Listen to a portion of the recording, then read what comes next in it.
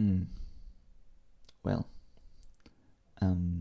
welcome to another coding session, or rather designing session, I think, because, in this session I'm creating a new programming language, and turns out some parts of it are like fundamentally flawed.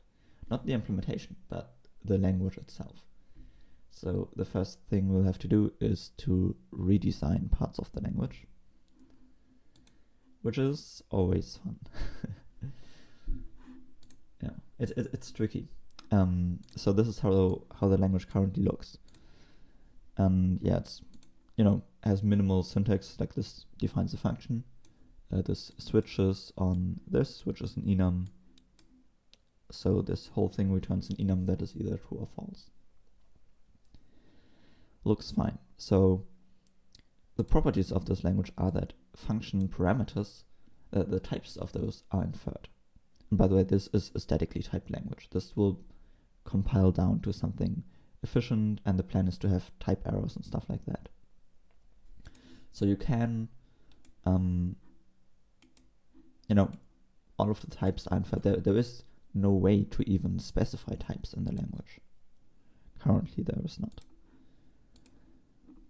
You can also say what's the type of some value. So for example, you can implement a plus function that just checks, well, is this an int? If so, I want to call, I don't know, the built-in add function which adds two integers. And if it's a string, well, I want to concatenate those strings. So basically, whenever you call a function,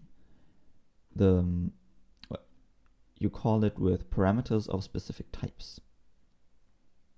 And then the body of the function is analyzed with those types in mind. And if there's a switch with a compile time known value, such as, this type info is basically like a built-in function which takes a value and returns you an enum that represents the type of that value. So the type of this might be int, so then only this branch is actually compiled. The language guarantees that only applicable branches are compiled. Yeah, and this is basically how you implement functions that work on multiple types of values. So that work on ints and strings, or that work on any value and can format that. But currently not really, but you get the idea. Right. So why does this not work? And I guess the first reason to understand that is to understand why the language is the way that it is currently. And basically the language has two main influences, Rock and Zig. Those are two languages that are, like, Zig is definitely the most popular of those two, but it's still like very niche, I think. So yeah, I guess let's get started with Zig. Let's quickly look at those specific features that I think make Zig really cool, then look at the features that make Rock cool, and then see how combining those features actually doesn't work. So Zig, it has a lot of ambition. Like, it basically, you can replace C with Zig.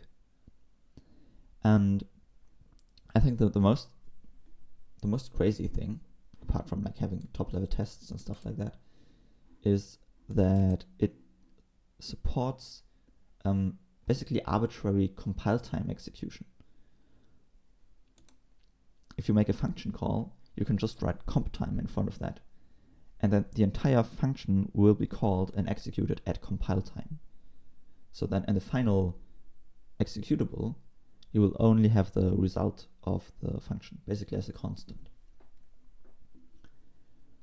And crazily enough, this works out pretty amazingly. So for example, the standard array list function right here, array list is not a type. There are no generic types in Zig. Instead, you have functions that take a type and they return another type. So ArrayList is just a function that returns I don't know, a new struct with, you know, a buffer of, or pointer to a slice of U32s and a length or something like that. Yeah, so, oh, you can also see that here. So yeah, some functions, they just accept types, and that's like a totally normal thing to do. Yeah, and like the craziest example of what you can do with this is multi-array list. If you have done like any C++ data-oriented programming, you've probably come across the conversion of like array of structs to struct of arrays. So basically, rather than, you know, storing like complex objects in memory right next to each other, you have one struct which then has like storages for the different fields of those elements. So for example, in a game, if you have some game objects, maybe of different types even, but all of them have an x coordinate and a y coordinate and, I don't know, some health stuff and so on.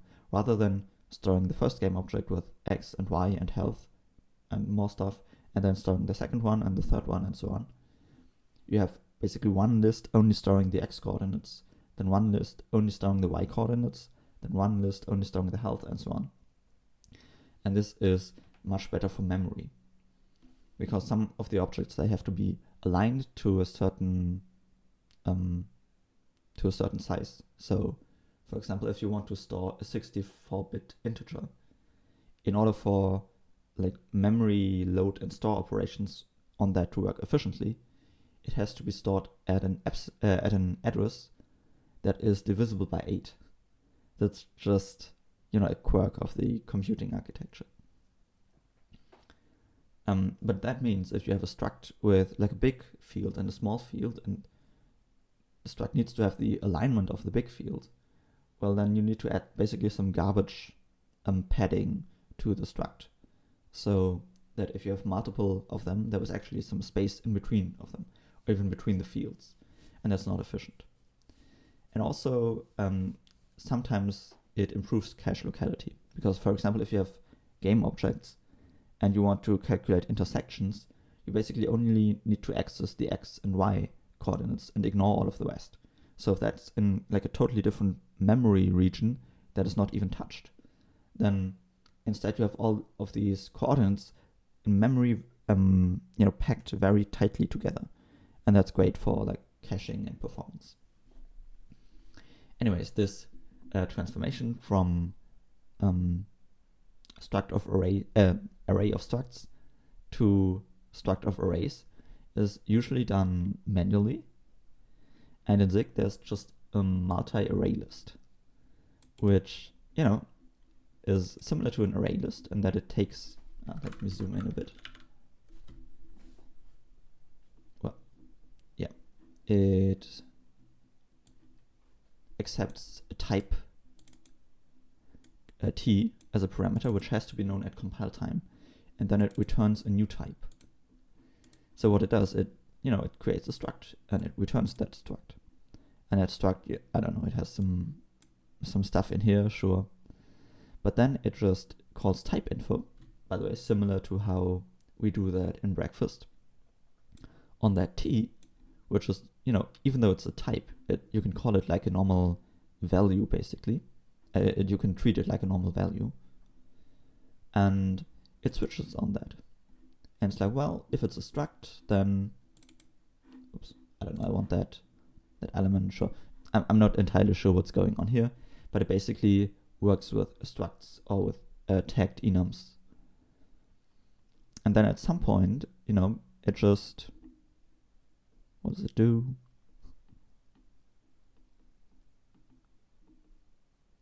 Yeah, it basically says what are the fields of this, and then it, basically creates an array list or something like that for each of those fields.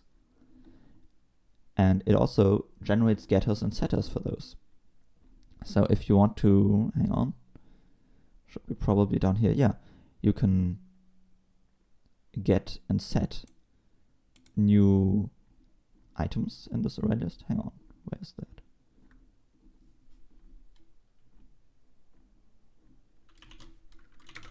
me see for fun. Get,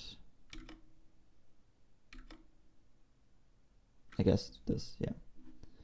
If you want to get the element at position 5 or something, well, that you know, if you store like a struct with several fields, that specific struct doesn't even exist anywhere in memory, because the fields, they are like all over the place.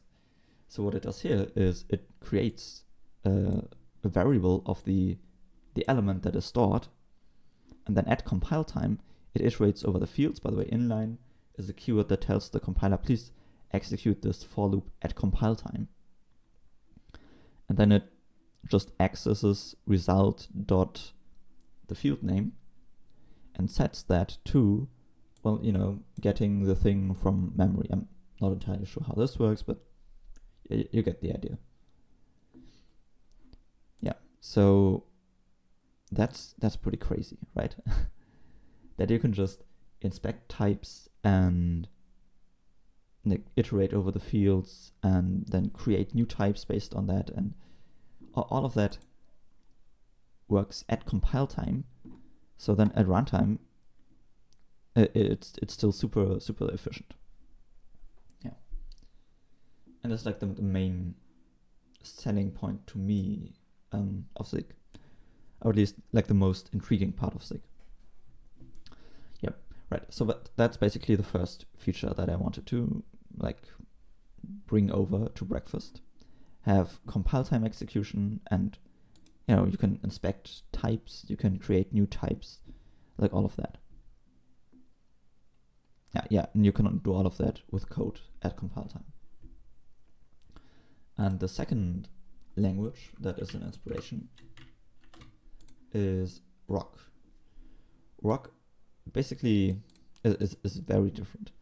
It's a functional language, so you know, functions, they don't have side effects, they don't mutate anything. All data is immutable.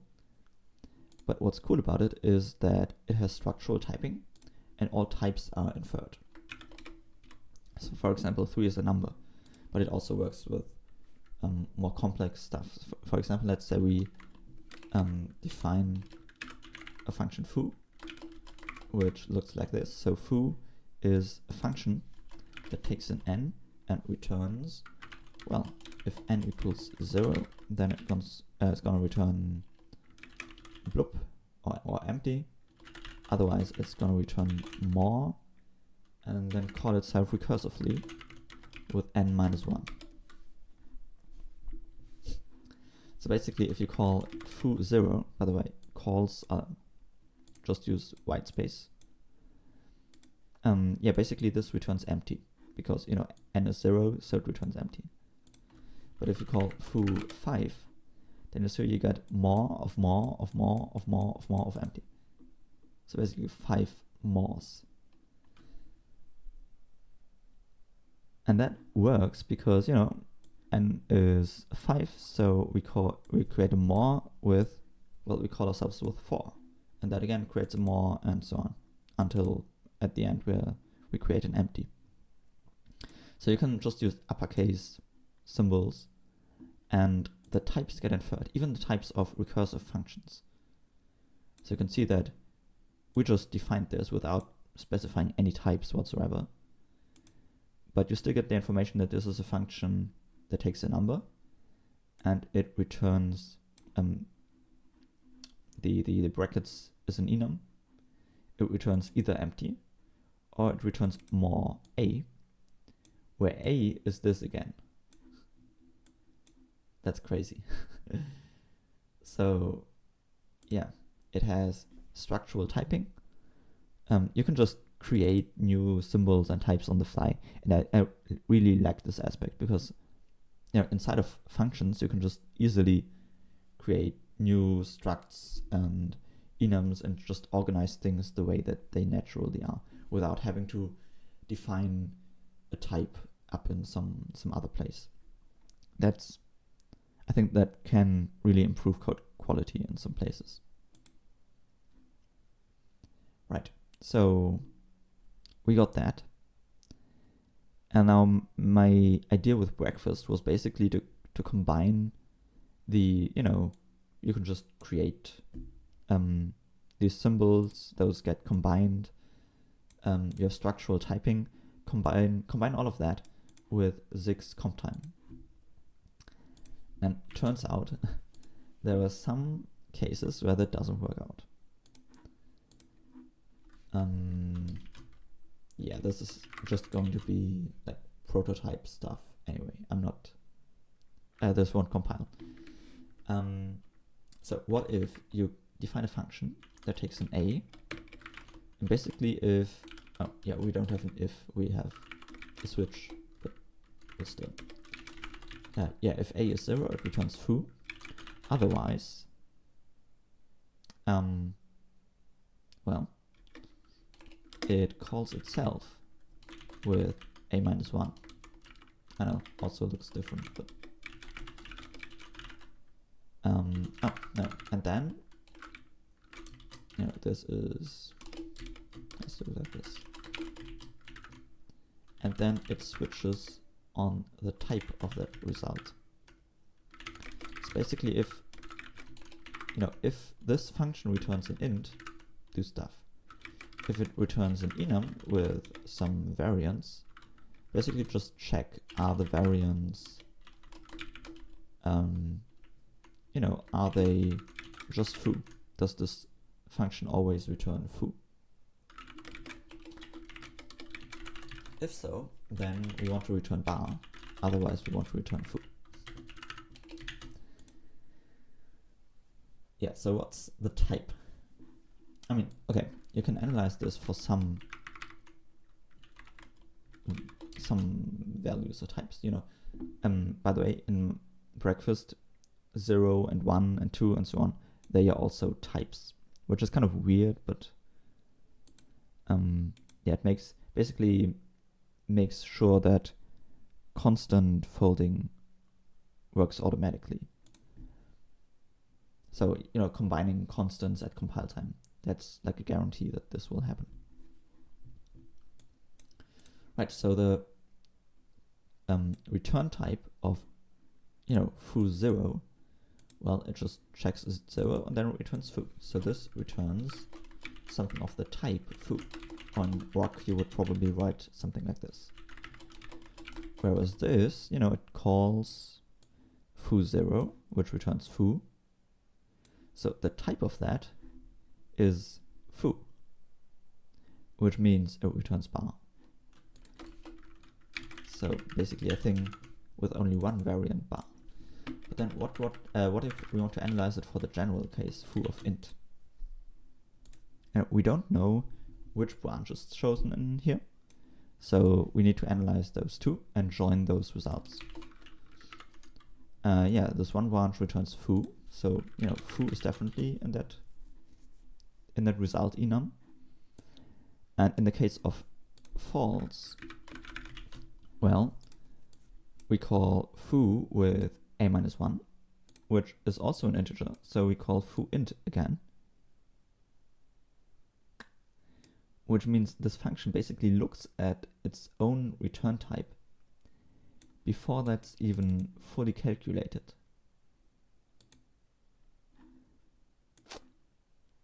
And then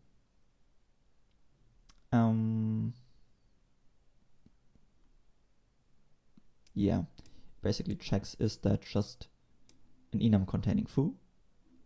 If so, we return bar, otherwise we return foo.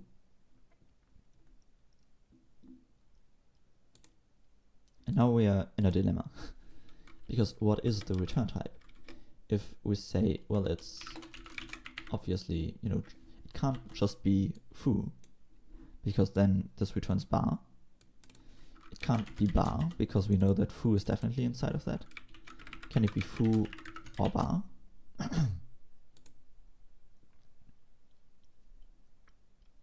It can be, but then the types are no longer precise. You have a function, that takes an int and returns foo or bar, but basically in every case it returns foo, because this returns foo, and well, the return type of this is foo or bar, which is an enum which is not like exactly this. so it returns foo. And this is not even like compiled. Yeah, if this is the return type, you know, it's basically, oh, this is an enum with this. And then we switch on that. So we take this branch right here and evaluate that. So basically fill that out. And then we check, is this the same? It's not. So we just return foo. Now we're in a state where this function returns foo or bar, but basically it always returns foo. Yeah, and like this is valid code. You know, you can have a function that returns an enum, but one variant is never like created in the entire like program maybe. But it's weird, and it feels icky. It feels dirty. This is not elegant. Not even just because, you know, to me as a language implementer, it seems weird. But if you want to explain this language to someone, well, good luck explaining this. Like that's difficult. So why did this problem occur, and why did it not happen in Rock and Zig? So in Zig, well, functions can do crazy stuff, but they need to have type annotations in the signature. So you need to be able to figure out the return type of a function without looking at its body. You can see that this accepts a type and it returns a type. Now, if you want to actually use the type, well, yeah, you need to compile this and basically execute this function. But the entire signature, the signature has types, and that allows recursive functions. By the way, there is also like an any type. Yeah, I can't type here, but any type basically says we'll let the compiler figure out this type, or like accept values of any type. But you can only use this in like the parameter list, not as a return type, because again, the return type might be used by recursive calls. Yeah, so yeah, Zig just doesn't have that problem. And Rock doesn't have that problem because types are always, you know, like an optional layer. The compiler can figure out all types, and you can never depend on those types for your control flow. If you have an if right here with multiple branches, then the compiler knows that it will definitely have to evaluate both branches. Like, it's not that, like, in here,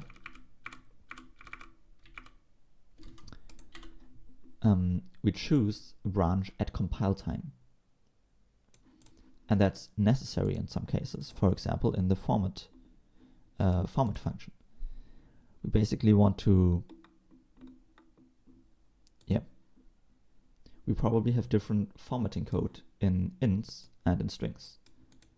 And if we want this function to always return a string, well, these cases need to return strings. So we can't even like type check this part right here and then type check this part, because if this is an int, then this won't even type check.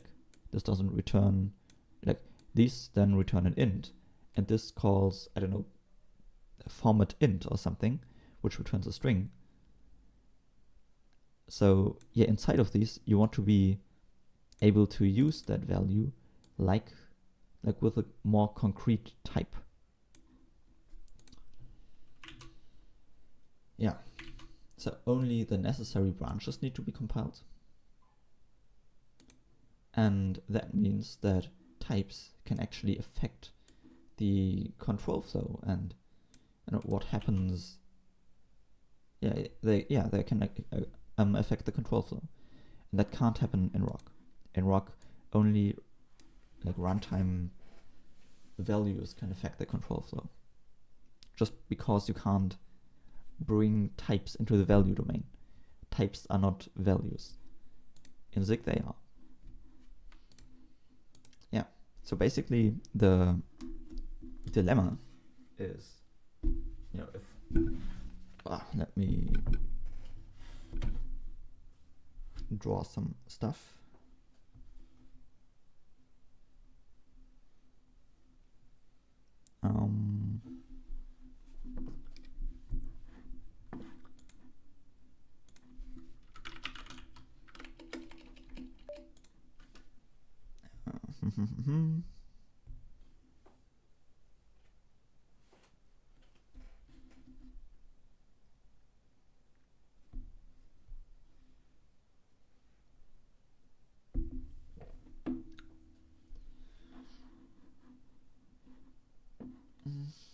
Right.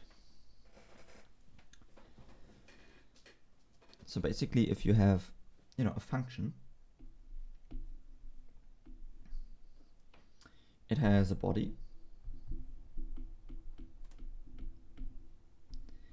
and it has a signature that basically tells other code how this function will behave. And you have this very different behavior in Zig versus Rock and Zig. So in Rock, you have the cool feature is that the compiler can figure out the signature. So you don't need to care about this. All of that gets taken care of for you by the compiler. You can, by the way, specify types, and it's even like best practice for like top level functions and libraries and stuff. Just because types are also a useful way of documenting the behavior and assumptions. But yeah, in the general case, the compiler can figure out the signature. Whereas in Zig, the compiler can figure out the body. You can do crazy stuff in the body. And basically in here, only the body can affect the signature, not the other way around. Which means, then sure, the compiler can analyze the body and generate a signature for you. In Zig, the signature, or the type level, can basically affect the control flow. You can look at the signature of a function. In code, you can ask what's the signature, what are the parameters, what are the types. And then if the first parameter is of type something, I want to do this and that. So you can do all of that. You can, maybe signature and body is like a weird analogy. Basically, we have the type level and the value level. Yeah, that makes more sense, I think. And in Rock, types can always be inferred just from the values and control flow. And in Zig, well, there is not really a rough distinction, but you have to specify types so that they can affect control flow and values. Yeah, and obviously, like if you bring both of this together, the body can affect this, values can affect types, and they can affect values again. Then there are bound to be some recursions and stuff where things don't work out, which is exactly what happens in breakfast. Right. So basically the language design is kind of doomed from the start. And that's sad. And I need to redesign. Maybe I even need to introduce type annotations or stuff like that. But that's a lot of brainstorming and thinking.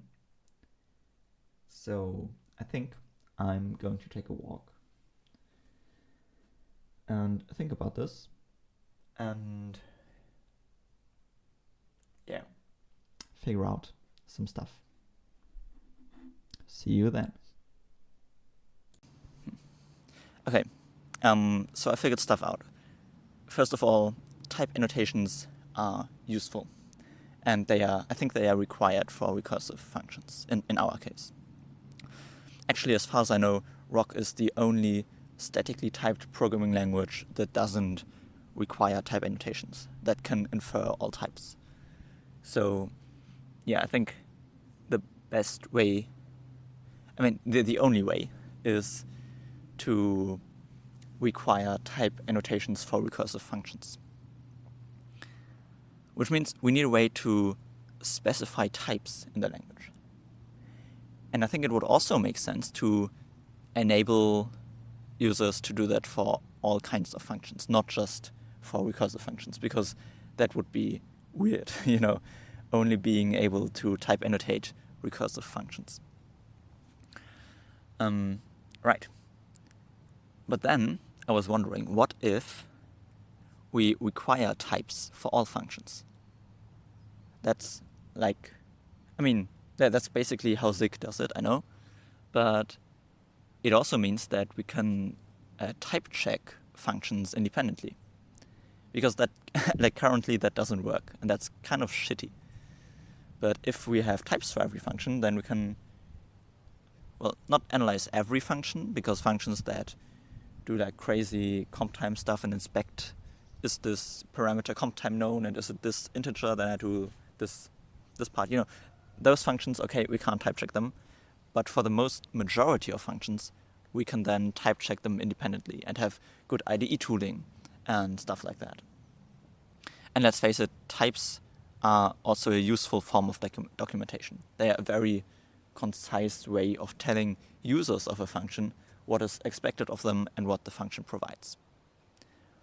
And even even Rock acknowledges this, because in Rock it's best practice to annotate the types of top-level functions. Right, so that's basically the first part of the plan. Require types for all functions. You have to annotate the signatures of functions. Which means now we will be able to, if you have a function call with some parameters, we know what the return type of that function will be without even looking at the body of the function, which is a huge deal. Now, functions can be recursive and they can reflect on their own types. If you change a function implementation, you are sure that no call side will be affected by that. For example, if you have a package and you change what's inside the function, none of the code that uses your function will break. That's also a nice guarantee to have. Right, so that's basically the plan. Type annotate all function signatures. But then one more step would be to, I was thinking, can we somehow manage to implement overloading? Because function overloading is basically that when you have a call in your code, then the function that gets called is not just chosen based on the name, but also on the types of the parameters, of the arguments. And that, if we have type annotations for all functions, maybe we can somehow manage to also support overloading. So somehow figure out which function is called just based on the types.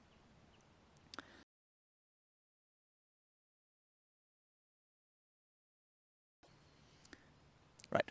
I'm not entirely sure that this is possible or a reasonable design, but I think that would be a compromise between the Rock type system, having only limited ways of defining and combining types, and everything on that level is predictable.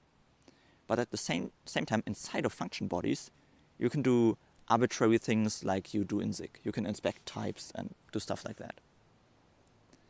yeah, like I still have to figure out a lot of the details and the syntax and so on, but just the idea of, hey, let's create a language that has overloading and, you know, simple, predictable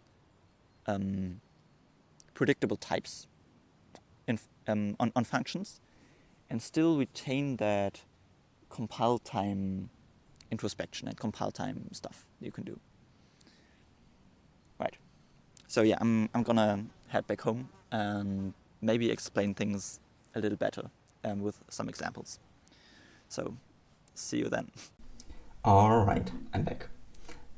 So let me maybe better explain what I tried to explain in the forest. We'll probably have types which are similar to like rock types, you know? You can have these named types, and like variables can have a value which is in here defined with an equal sign, or they can and they can optionally have a type which is defined using the colon. And in rock these are like definitely optional. We will probably do something else. But rock also has type aliases, and these are basically just names for types. So this is not a new type or anything. It's still like interchangeable with this one. So in here you could also just write down this. And yeah, they are basically just a way of naming another type. So for example, assume we have a recursive function that accepts some JSON. We don't want to put the entire JSON definition in the function signature. Like, you know, this accepts an enum that is either an int or a map or a bool or something. But instead we want to have one definition of JSON somewhere as, you know, an enum with these and these and these variants. And then in the function definition, we'll just say this is a function that accepts a JSON. Right, so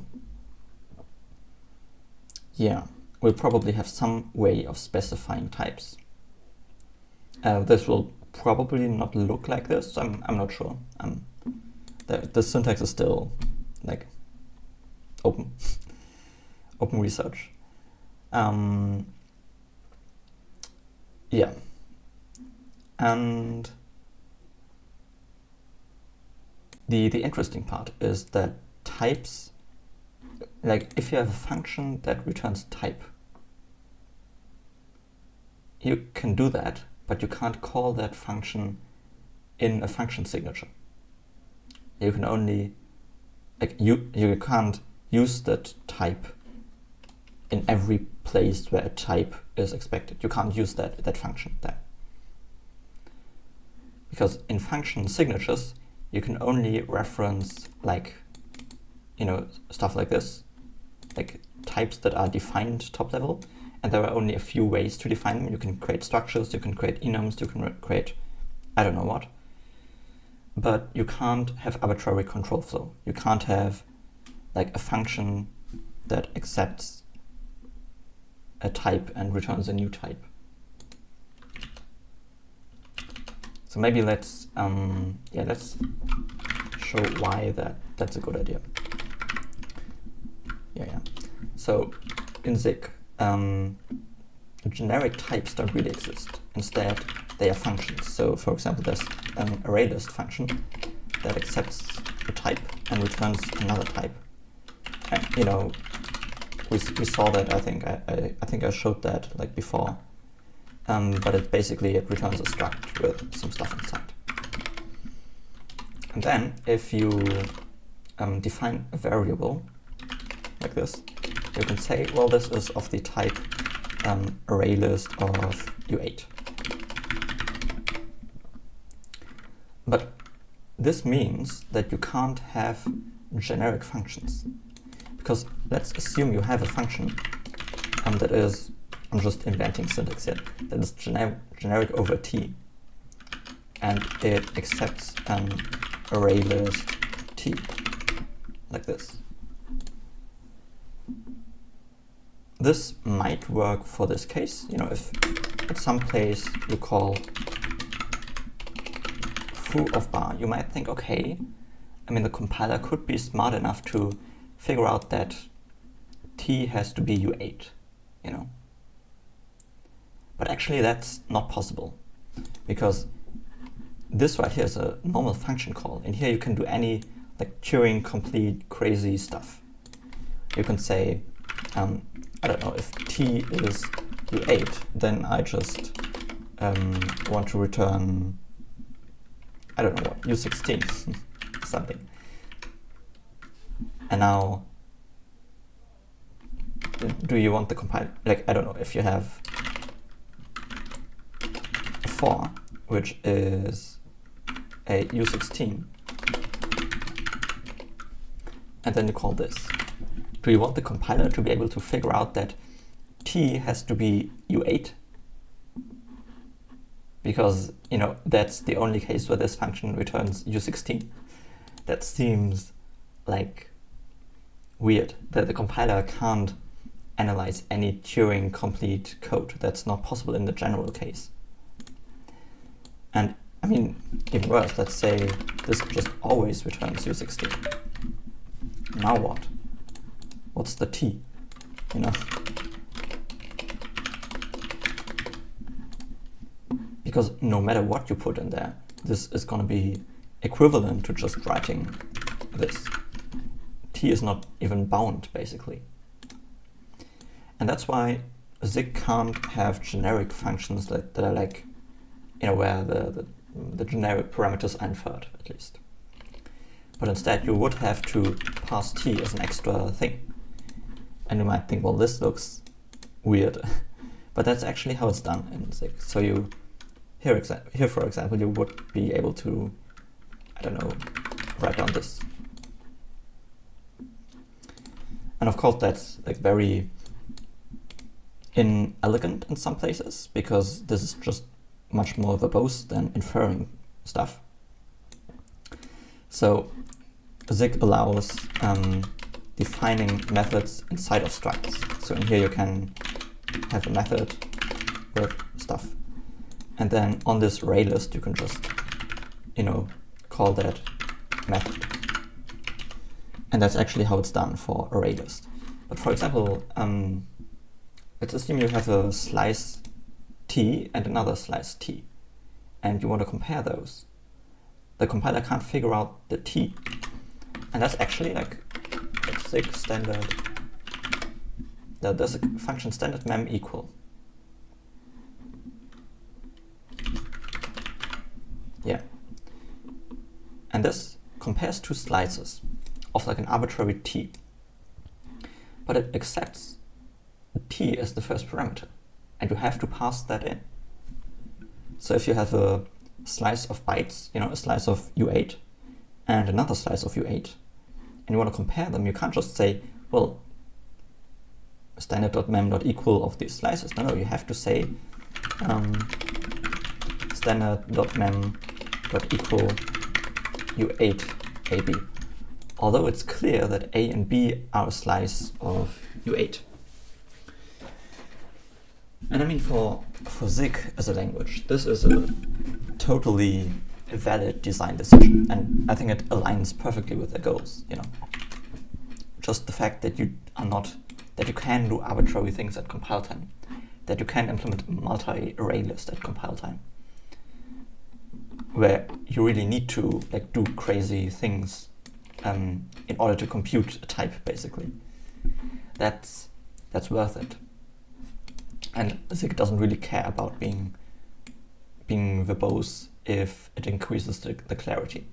No, it really prioritizes reading code over writing code. And for example, allocators and stuff like that are also like explicitly passed down everywhere. Just to create an array list, you also need to pass an allocator to it. So Zig is trying to give you all the control, and I'm sure it's powerful, but with breakfast I want to dial it a little bit back. So my plan is to disallow stuff like this, disallow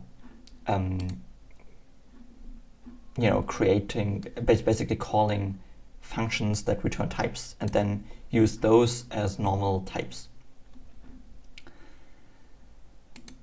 And instead, I want to only allow, similar to rock, defining types in this very limited way, like defining structs, defining enums. So maybe, you could still do like, I don't know, I have a map. I'm just going to use the Martinez type syntax right now because I don't know what I'm doing here. But this is a struct with, a map has probably some, or a list, let's say a list, yeah. We have a list of items and it contains, I don't know, a buffer or something. At some point we need to have like a built-in, I think, buffer or stuff like that. We'll think about that later. Maybe a length, so you can append stuff to that and it will just grow the buffer when needed. Yeah, the plan is that you can only do this and not like do arbitrary things in here like this. No? So okay, have limited types and require type annotations on functions. So in this case, we would probably do something like this maybe.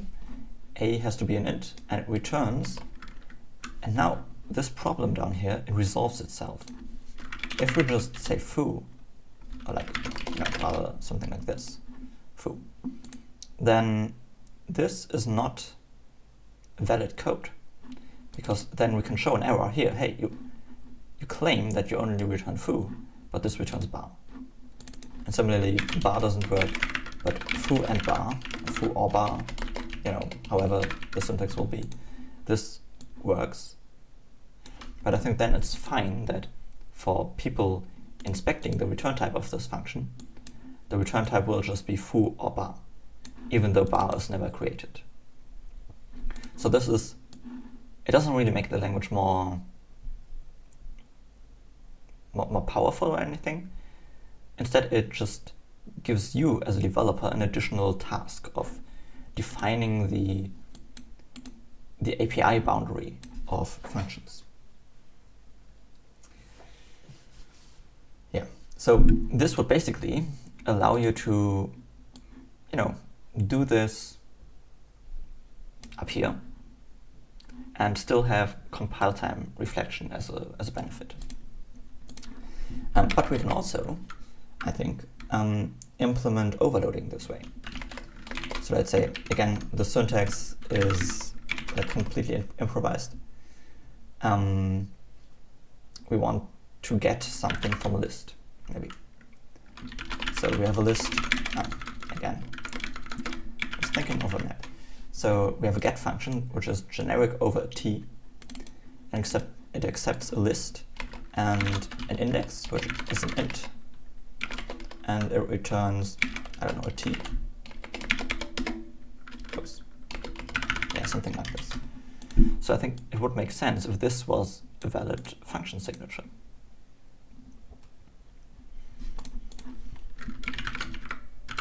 And similarly for a map with key value pairs, you could have a map of key value, and you give it a key and it returns your value.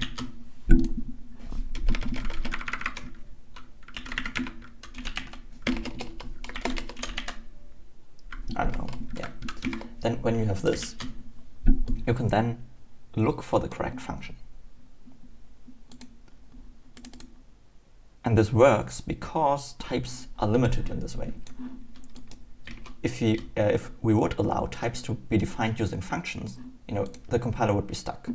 It can't figure out the t.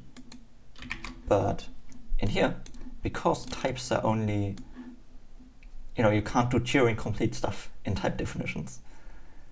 The compiler is able to figure out, is this, is it a list, is it a map?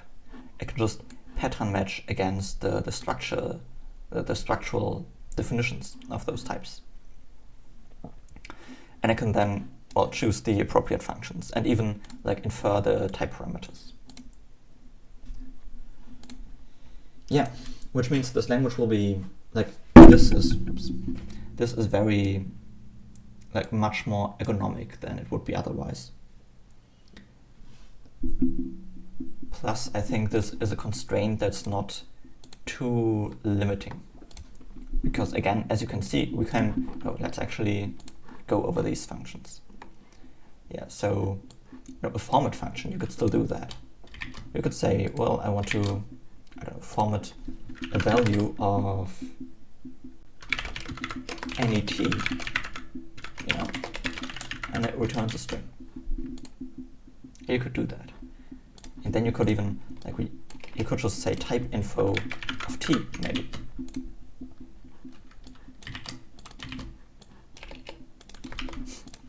Yeah, we switch on the type info of t. If t is an int, well, then, we format the int in a special way. So this, I think, is really elegant. This is nice. Yeah. Again, these are pretty similar. Plus, oh yeah, you wouldn't have to do this overloading kind of thing inside of the function. I mean, you could, of course, you could say this is generic and you can add any a and b. But I think what makes more sense is to have special functions for adding integers, and then which is just, I don't know, standard built-ins add ab, and then have another function for adding strings, which concatenates them.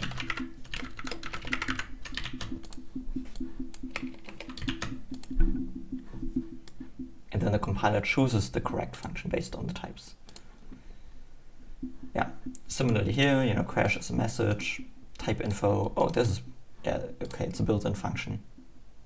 But the type of this can be specified, Type info is a function that accepts a t, like this, and it returns an enum that either tells us it's an int, or it's an enum, or it's a struct, or it's, I don't know what, a string or something.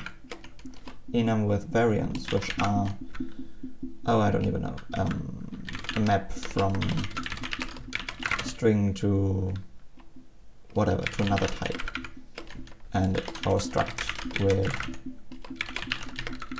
fields. Yeah, I mean, we would probably have, again, that's the cool thing about type aliases and definitions. We could just say, well, this is, type info. That's, by the way, how it's called in Zig as well. And then we have this function that takes any t and returns a type info. And this is built in. So the type checking doesn't need to look at the function body. That's the cool thing. Yeah, we looked at those.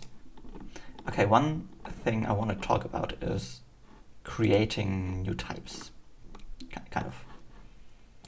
So let's assume you have some JSON data, of the type JSON. And again, JSON is an enum with either an int or it's a map from string to more JSON. It probably looks like this. I don't know. What's a bool? Well, anyways, something like this. And you have a function that passes a string into JSON. You could do that. Yeah, takes a string, produces JSON. But then you could also have a function parse that takes JSON and a target type, and then it returns the target.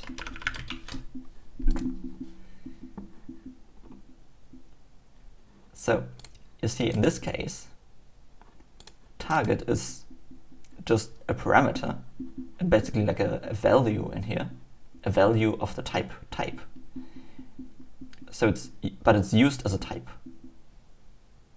That's kind of confusing, but yeah, these are basically the kind of functions that you can't analyze the body of this in isolation. But you could, for example, in here just say, well, what is the target type? we basically want to, similarly to what we did somewhere else, is we want to say give me information about this target type. Is it an int? In that case, we probably want to switch over the JSON thing. And if it's a JSON int, then we just directly map that to an int. Like this, maybe. And for everything else, we crash. Expect int, found, other stuff. And if it's a struct with some fields, we can basically make sure that the JSON thing is a map. Else we crash. And then we can probably iterate over the map entries or something. Yeah, we need to be able to create the target thing, basically. Yeah, okay, so I think we may at some point add a function such as create struct, maybe, that takes a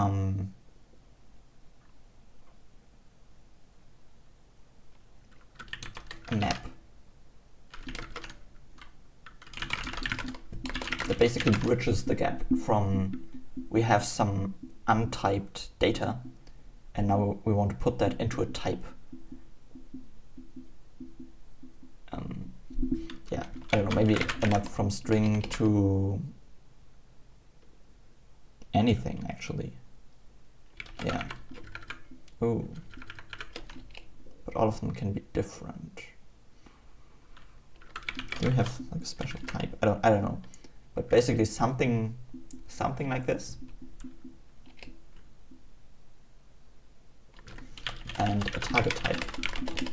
And it returns a target type. So then in here we could basically just, first map all the fields, like take the key in the JSON map has to be the same as the field name. So we can iterate over the fields, look at the names, look up the corresponding fields in the JSON map, parse all of those field values as well by calling ourselves recursively. And then at some point we can say, well, now we call this create struct function up here with those values. And this will probably be a function that checks several things at compile time. Maybe it's like this. Yeah. A function that accepts a t, but in reality it doesn't work with any t, but if the t is wrong, then it fails at compile time. And this only works because this is a built-in function.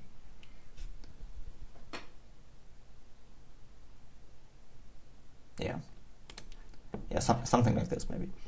But yeah, you could basically just, just looking at the signature, it's possible to write functions that create new types out of nothing. Or functions that I want a random instance of a type. You just give it a type and then it can do stuff. Oh, right, and it returns you an instance of that type. So you can say I want a random user. User as a type. And then you have a random user. Or you can have JSON string parse JSON parse user. Boom, you have a user. Stuff like this. Yeah, that's the idea. Okay, yeah, I like this.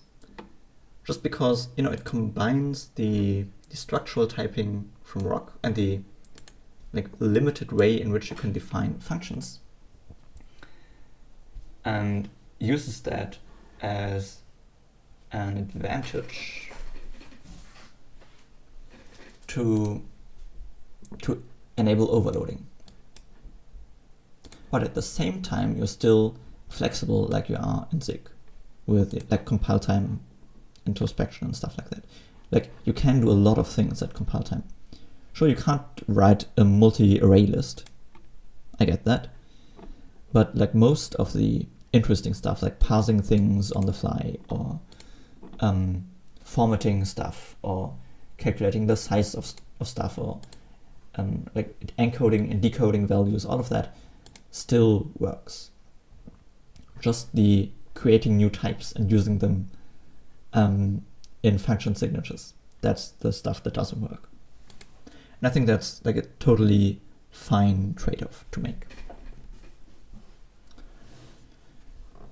Okay, yeah, I guess.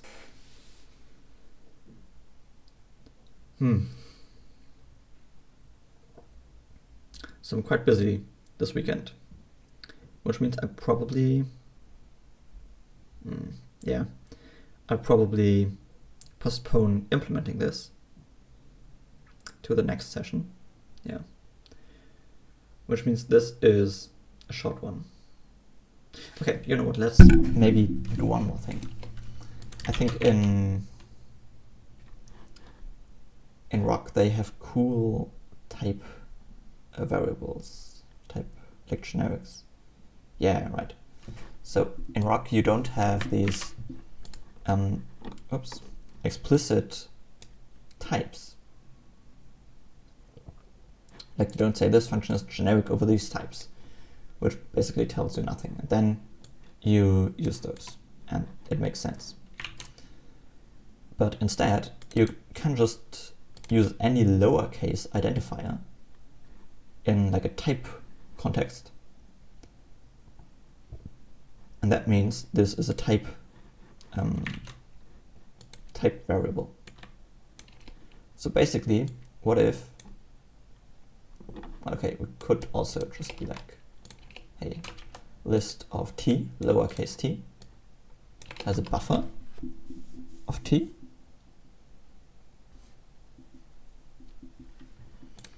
and an int, and then get takes a list of t, probably with parentheses, and an int returns a t. You know, basically all of this becomes much more concise. And I think that's not less clear, because, you know, in Rust or something, it makes sense to have these up front, because you can also add constraints to them. You can say, I need t that you can add and that you can compare with itself or something. But we don't have that. So I think it makes sense to just be like, hey, in a type context, just use lowercase variables for types. Yeah.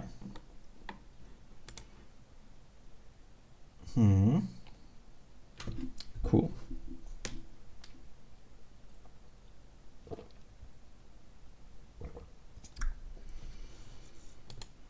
Right. Yeah, let's maybe adjust this here as well. Oh.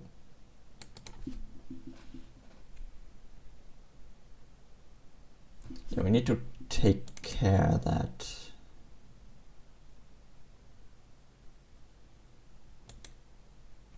this is not like a type variable that's only used here. Right, I mean, inside of like function signatures, function definitions, we can say that these are also part of like the type context. That if you have a parameter with the same name as like a type variable, that these are the same. Okay. All right. So, what else? I think it makes sense.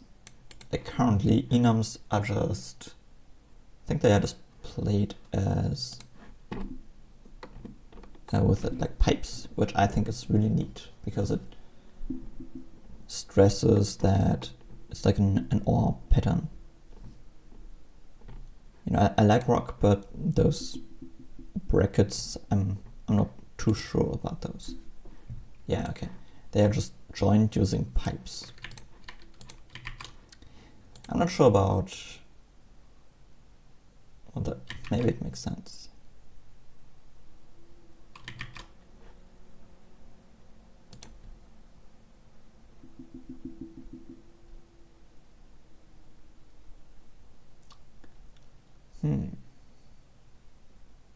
Ooh.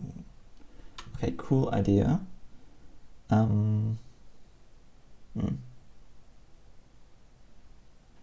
Basically use this for enums and an AND for struct. Because this really stresses that, you know, this is like an OR thing and this is an AND combination of types.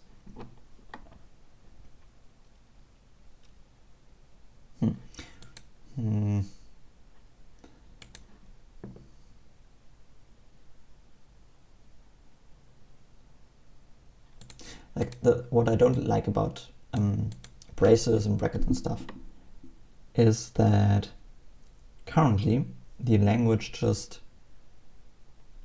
aligns with the indentation tree. But with these kind of things, it doesn't really, because you can do stuff like this. I think I would need to allow stuff like this. You know, so this is less indented, like basically on the same indentation level as this up here, but it still belongs to the same thing, just because it's a closing parenthesis.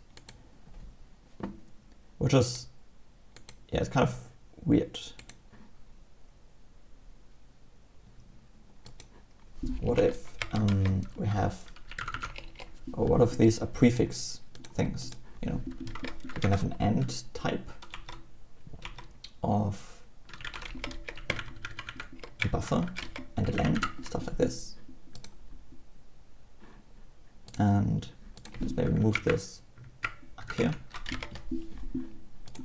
JSON is just an OR thing. It's either an int or a map or bool, stuff like this. Yeah, I think I actually like that. I mean, we can even like shorten this.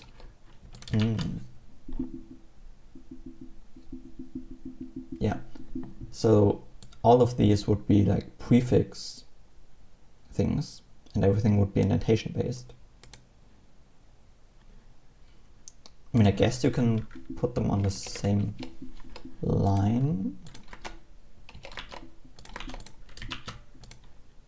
if you like parenthesize things that are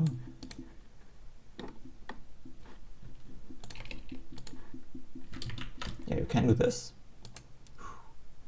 This looks kind of wild. Like I don't know a language that looks like this, but I think I like it. Especially like this. This is clean. That you don't have, you know, like all patterns on everything, because it does make sense.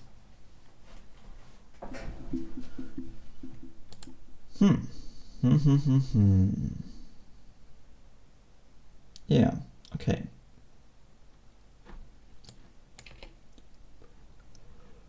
Cool. Okay, we have lowercase type variables, we have AND for structs, we have OR for enums.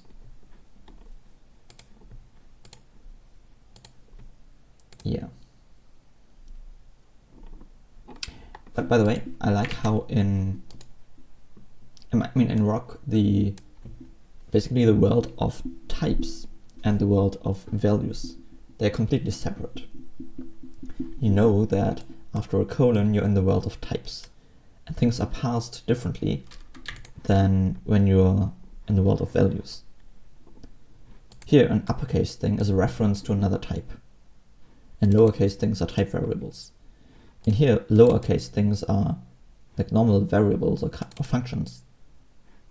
And uppercase things are like symbols or tags.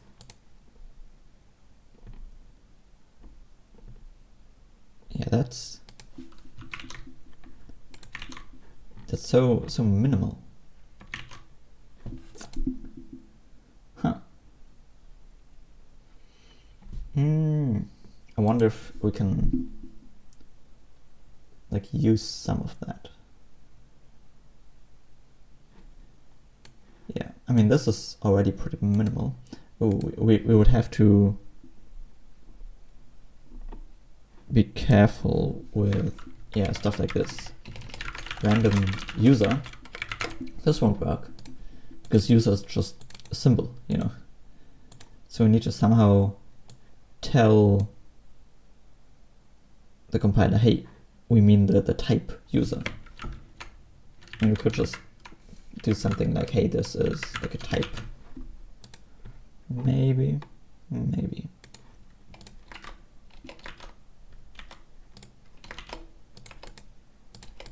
I don't know. Maybe something like this. Yeah, we wouldn't need parentheses, I guess.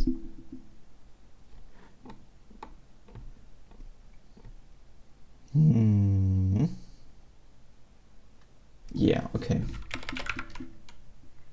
So if you have some JSON, then you can say parse fruit. Yeah, okay.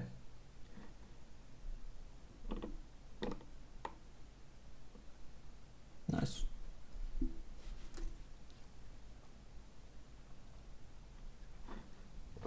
Yeah, maybe I should like document this in this beautiful readme. Yeah, I should also add like what kind of language is this, and then have like a tour or a quick intro. Types. Types are always uppercase.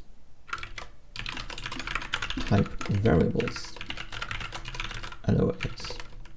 Yeah. Types you can use and to create. No. Use and to create structs and flip or to create enums. And then we will just have an example here of some breakfast code, which is this. Maybe the JSON thing first, because it doesn't have any type variables, so it's easier. And also it's something that most readers will be familiar with. Okay, so functions.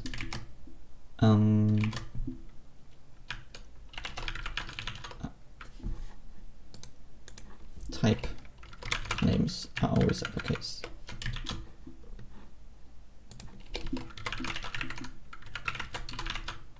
Lowercase or symbols.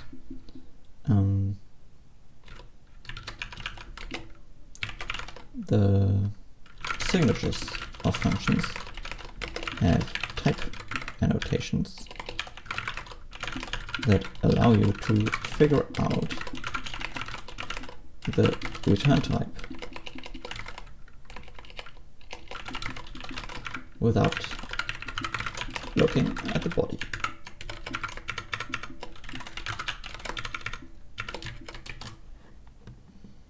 And then we have like this probably, but also just a simple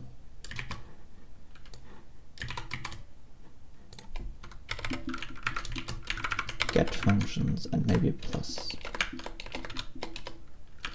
a int b int. Hang on, we have that in language, right? Yes. Well, nope. Not what I wanted. Yes. Okay.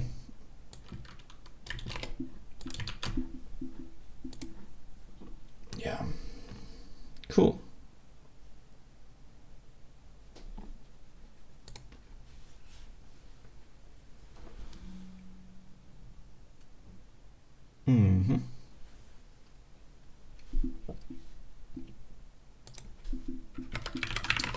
Yeah, you can use compile time type inspection.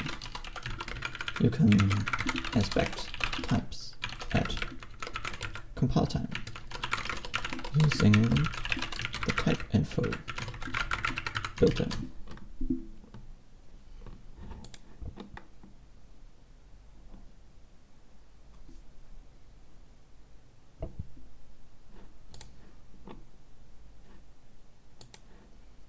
Yeah, cool. I like that. I really like that.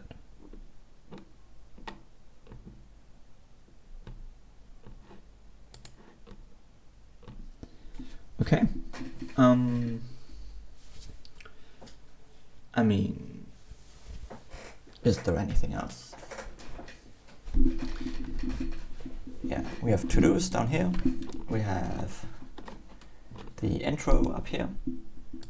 Yeah, what kind of language is this? So I should probably also add like a little paragraph about what are the goals. So yeah, the way that's usually done is, I don't know when that started, but programming languages always define themselves using 3 adjectives. So Rock, for example, has a fast, friendly, functional language. And Zig has, well, it's a language for maintaining robust, optimal, and reusable software. And it's like basically every single language has like 3 adjectives. Yeah, they are not intended to like comprehensively describe the language, obviously, but just to give you a rough, to set the expectation of what the language would be like. Here you know that robust probably means that it's, you know, typed and has a lot of checks and stuff like that. And optimal implies like low-level memory stuff. And reusable is kind of doesn't tell you much, but it makes sense when you read about comp time and how you can basically write one multi-array list or one parse function and it works for every type. So yeah, basically combining, like replacing macros with comp time makes stuff more reusable. Yeah, and the question is, what do we, let's just be like, hey, breakfast is a programming language for writing code. Functional code. Like functional is not like a very specific term, but like it's overloaded. Some languages call themselves functional, but they have mutable types, for example.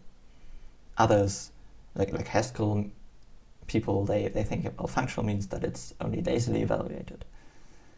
So yeah, there's a huge spectrum of how functional a language is. But in general, it means like functions usually don't mutate the parameters, but rather they return new values. Yeah, and this is also true of this. This is very much a functional language in the sense that functions return new values. Values are immutable. Yeah. Yeah, I think that's basically it. Oh, and functions can't have like side effects or something. Everything is described using the returned value. Yeah, so this is functional. Fast is also nice. Robust, I'm not sure about that one. Optimal, definitely not. Reusable. I mean, yeah. We basically use, you are able to inspect types and do crazy stuff. So I think reusable is like you can write one parse function and then like that just accepts a type, And then you don't need to implement parsers for types anymore. You can have one, default equals function that just checks, well, what's the type of this? Is this a struct? Is this an enum? If it's a struct, then I want to compare the individual fields. And if it's an enum, I want to check that both instances are of the same variant and stuff like that. So yeah, you can definitely write reusable code that feels like you're writing at a meta level, like on your, like for arbitrary types. Okay, so it's a language for writing functional, reusable, and fast would be it's not optimal. It is hopefully fast, because we are very similar in our like type system and everything to Rock, and Rock does some crazy things under the hood, like static reference counting, and they do crazy things. And yeah, but we know the types of everything at compile time, so we can at least like choose efficient memory layouts for types and stuff like that. So yeah, I'm gonna go with fast. That's fine. Writing functional, fast, yeah. Reusable code. And then we should probably explain those. Functional,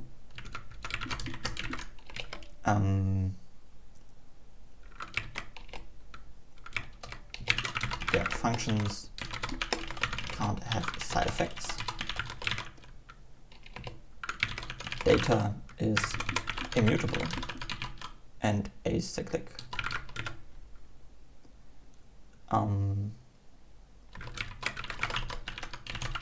Code is eagerly evaluated.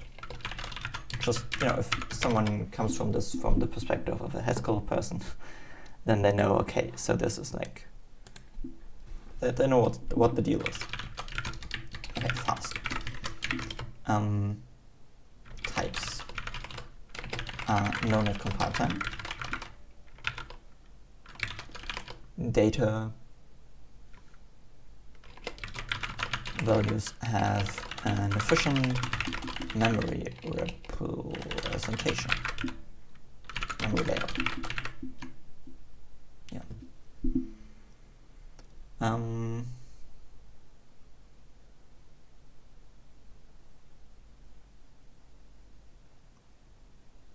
Yeah, I think that's fine for now. In the future, when we do like more compile time evaluation, constant folding, stuff like that, we can write more than that. Reusable.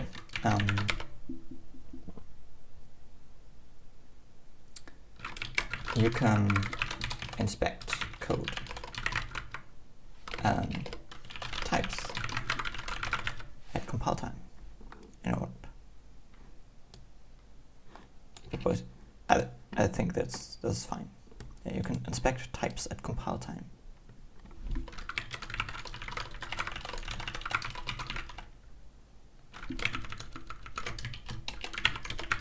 You can write generic code. You can inspect types at compile time. Yeah, that's okay.